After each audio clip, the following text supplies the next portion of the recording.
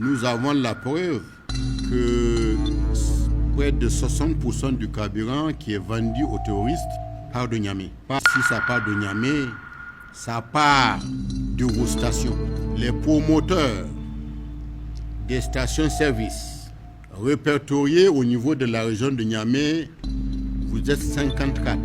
Et tenez-vous bien, dans la ville de Niamey, à cette date, nous avons 339 stations-service. En 2023, il y a eu un arrêté du ministre d'État, ministre de l'Intérieur, qui interdit la vente de plus de 50 litres d'essence et de gasoil en bidon.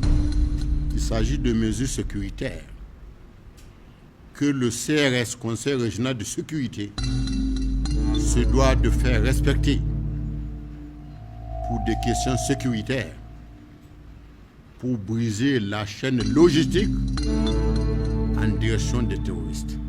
Il y a eu quelques stations qui ont été fermées par le gouverneur.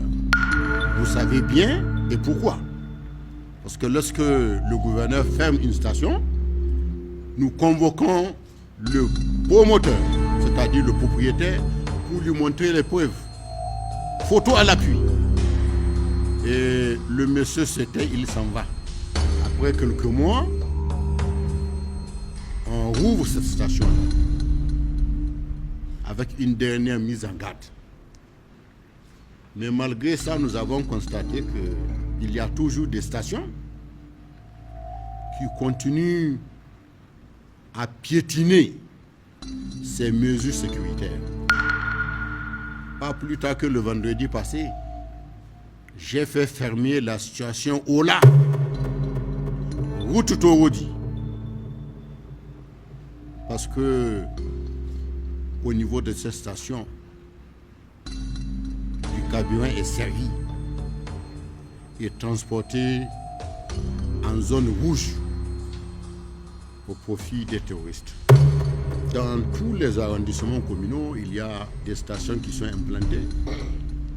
Vous avez avec moi les administrateurs délégués, l'AD de la ville et les 5 administrateurs délégués qui vont désormais s'assurer que ces mesures seront respectées à la lettre. À ce jour, ça fait bientôt 2 ans.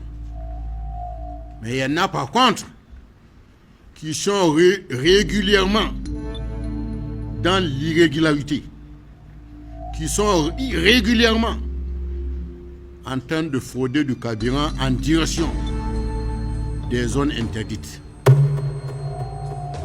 Nous allons faire appel à votre esprit patriotique, à votre esprit de civisme, pour vous demander d'arrêter.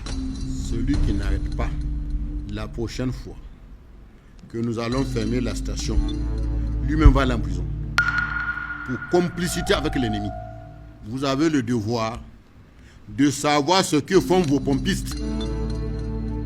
Nous allons vous donner tous un délai d'1 mois pour que chacun installe au niveau de sa station une caméra de surveillance qui servira au promoteur pour son propre contrôle et qui servira au CRS également pour des contrôles. Celui qui, au bout d'1 mois, n'installe pas de caméra de surveillance dans sa station ou dans ses stations, on ferme la station.